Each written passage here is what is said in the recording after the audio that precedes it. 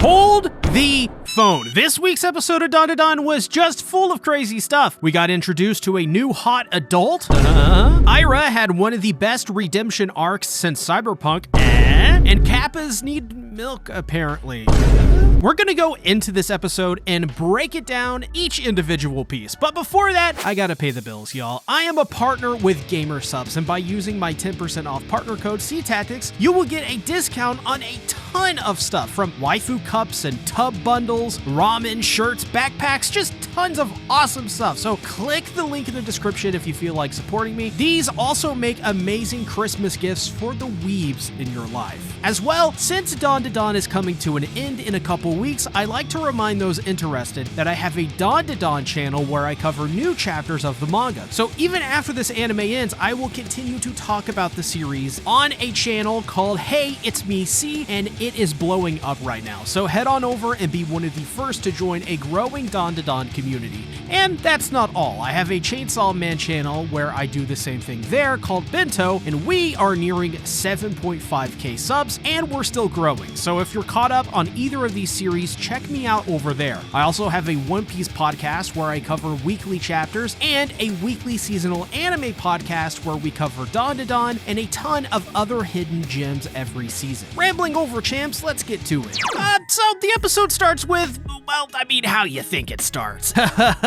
This lands them in the school's infirmary in one of the most beloved moments in the manga, now finally animated in all of its glory. Well, there were a couple ones actually from this episode. They are all dressed down by the nurse there, Queen Sensei, who is hot, sadistic, and the best girl. Seriously, I think Tatu has a thing for strong older women, and I appreciate this. We need more of it. That being said, how in the hell does Queen Sensei even get her job with clothes like that? Like, I mean, she clearly looks like she belongs on a Blink-182 cover, and I probably don't need to tell you the story behind that cover, and I won't. Okay, I will. That woman is an adult actress. Queen Sensei doesn't look too far removed from that. Like, I mean, what nurse wears these kinds of boots? If she were to bend over at any sort of angle, I'm sure every kid would get an eyeful of something. Now, I'm not complaining, ooga booga, but I find it absolutely hilarious how the world of Dandadan functions. I mean, it's all just chaos all of the time, and it works. So this underdressed nurse has a problem with bullies, and she's gonna punish anyone who is naughty with her medicine, which is clearly this Blackjack. She's like Geralt of Rivia, just you wait. She's gonna be out there beating people up and escaping prisons. Point is though, this woman doesn't like bullies at all, so the thing she wants to know is if the kids are actually just alright, that they aren't being bullied. And I like this aspect about Queen Sensei quite a bit. We may or may not ever see her again, but she has this domineering attitude, but not in a malicious or callous or perverted way. Sure, she looks like, well, how she looks, but that's just to sell that aspect of her personality and her character. She's actually just a really tough woman looking out for, well, these little shits. However, that still doesn't mean she isn't domineering too, so Tatu is quick to remind your boner when her assistant comes in that he needs to knock first and he is a baldy and that he needs to be punished. So she, and I'm not kidding by the way, presumably goes and punishes the cue ball in the back, and I don't even want to theorize, but you know, I'm a YouTuber and this is my job to make content. So yeah, she's absolutely pegging this dude. No way she isn't. I'm sorry, that Blackjack isn't just for breaking out of a prison, it's also for breaking in its own way. But while Queen Sensei is away, dominating a middle-aged man with a wife and kids, the kids are, well, freaking the hell out. I mean, what in the world are they gonna do about any of this? They were just seen naked by the entire school and they fought Nessie, but this is what they do know. These aliens are persistent. So Momo turns to Ira, insults her intelligence,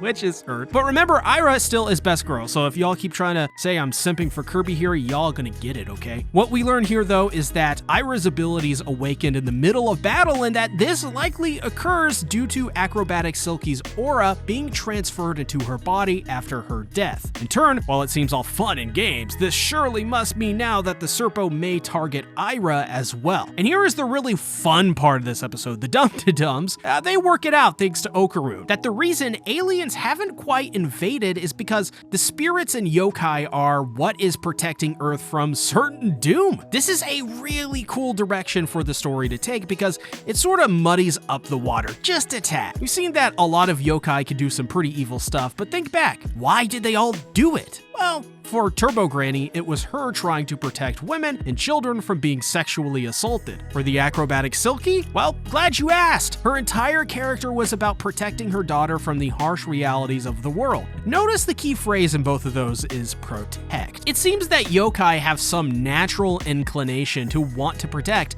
thus making the yokai in Dandadan complicated but ultimately misunderstood protectors of different key groups of people. Well, we don't know if they protect like different key groups of people, that's just a growing pattern I noticed, we'll have to see, but they protect the people that need protecting is what I'm saying. Like, I don't know, for some reason I get some serious Yu Yu Hakusho vibes for some reason, I don't know why. But this in turn is why the Serpo attacks humans and also why the yokai are now giving their powers to the humans. Boys, are you sensing something, a little bit of a pattern here? Yep, guys, Dandadan is about an intergalactic war between aliens and Earth. I'm not kidding. This is like, well, Halo, except for Okaron as Master Chief, Momo as Cortana, Ira is 343 Guilty Spark. Okay, no, I'm kidding. She's actually Arbiter since Arby is always trying to steal Chief from Cortana, I think. Seiko, you know, maybe I need to go back and replay these games. Point being is that I really think we should think about making art of Okaron in power armor and Momo as Cortana. If Freerun can build a niche around it,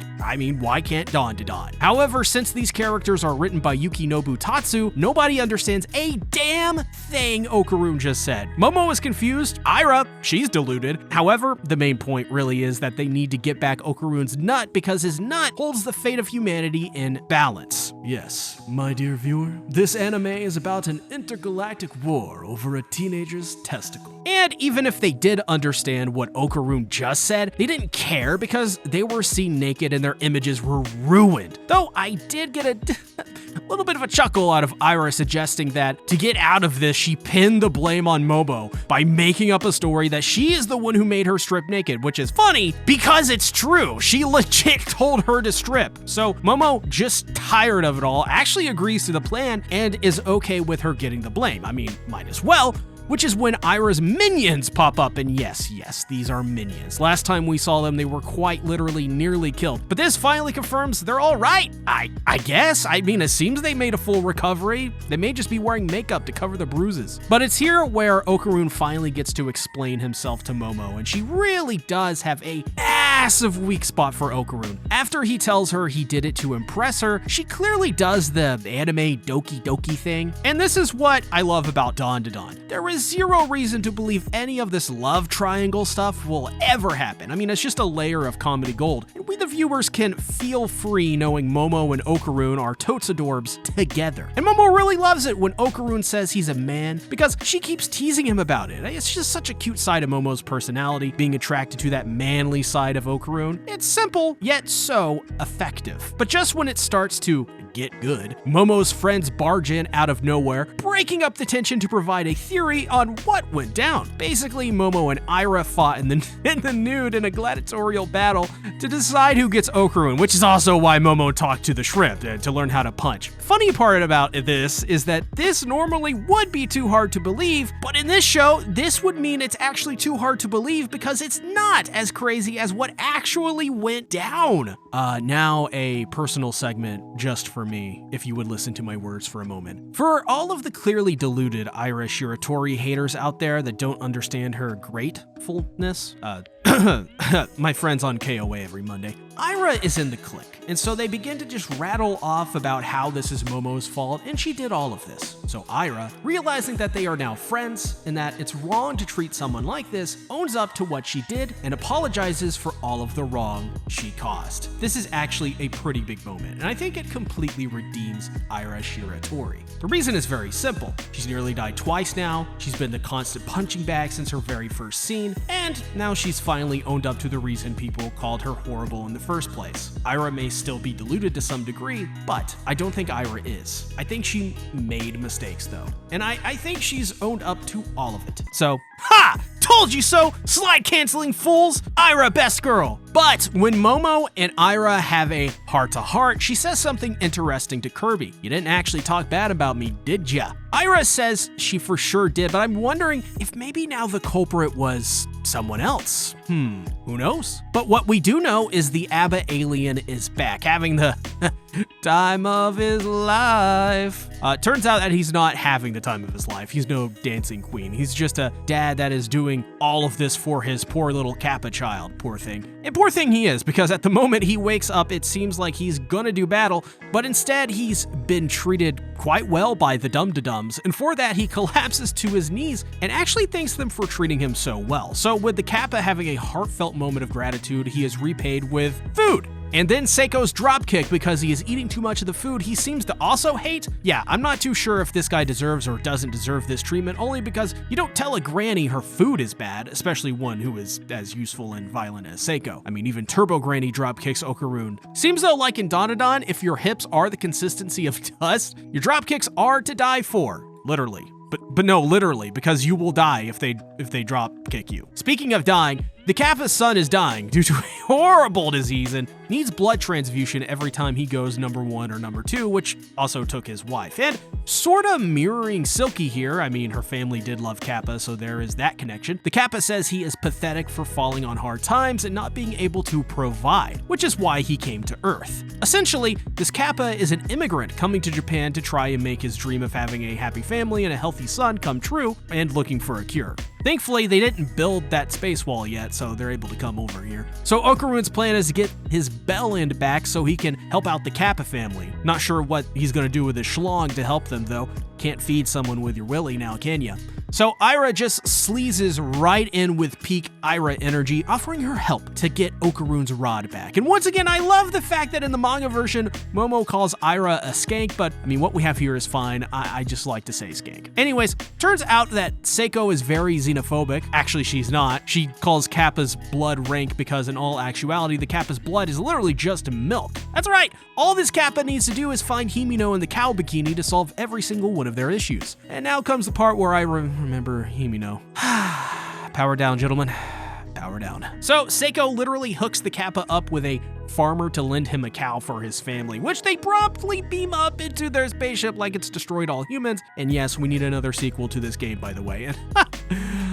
I do love Ira. I gotta admit, guys, I know you don't know this yet, but Ira's great. Because I just like how she sees them off by telling them to never come back because she's Earth's protector. Ah, gosh, Ira is just the best, isn't she? Isn't she, you guys? Though, there is one peculiar, interesting tidbit from this episode. Seiko keeps saying that the Kappa is not an alien, but a spirit. I wonder, though, if there is a difference between spirits and aliens, and that spirits can also come from outer space, but aren't aliens in the traditional sense. Like, here's a way to put it. Like, imagine there's like a planet of dogs somewhere, and they came to Earth. But they are just one-to-one dogs, like the ones we have here on Earth, the exact same, but they're just from another planet. That's sort of the way I think she's trying to say they're different, but still, she doesn't believe in aliens, so yeah, you know. However, at the end of the episode, Momo tries to exploit financial means of the adults known as Seiko, and Seiko sees right through it with her cataracts and refuses to buy Momo one because she knows that she knows what she's doing. Instead, she will have to do a Hiroshi Abe impression to get that new outfit, and you may know him as the voice of Kenshiro in the Fist of the North Star film from 2006, but, well, Momo, having no choice, makes an impression of Hiroshi Abe from the TV series Downtown Rocket instead. And let me tell you, I immediately thought she was a Junji Ito character with that face. So they get a knock on the door, which means something bad or good is going to typically happen in this show. And something indeed does happen. Seems as if the boy who made fun of Momo in front of the school for putting up her finger or something has grown up into a very, very tall, very, very pretty, and very, very handsome young lad. His name is Gigi. He's the bestest boy. Turns out he's coming over for a reason. His mother even informed Seiko that he would be coming over too. So I think the last part of this episode is clearly asking, what is Gigi's purpose here? What are we going to see from him? I mean, we'll probably just have to wait and see, right? But overall, I thought this episode was just so much fun. It was another great close to another arc with another great giant feast. And while we didn't get any super crazy Wincy and Swaru moments, we still got to see some really awesome and expressive animation. Some really good comedy too. We got Queen Sensei and Granny's drop kicking people. I personally thought Ira's growth was the highlight highlight along with the Kappa family, so we'll see what happens in the following episode, but I'm really looking forward to it. Guys, let's try to shoot for another third straight video in a row with 1,500 likes. If we do, I will do another stream where I read through some Dandadan and other manga recommendations. Also, please buy up some lovely gamer subs using code CTactics. Doing so gives me a little kickback and you some awesome waifu cups, flavors, or food. Thanks for watching. Bye-bye.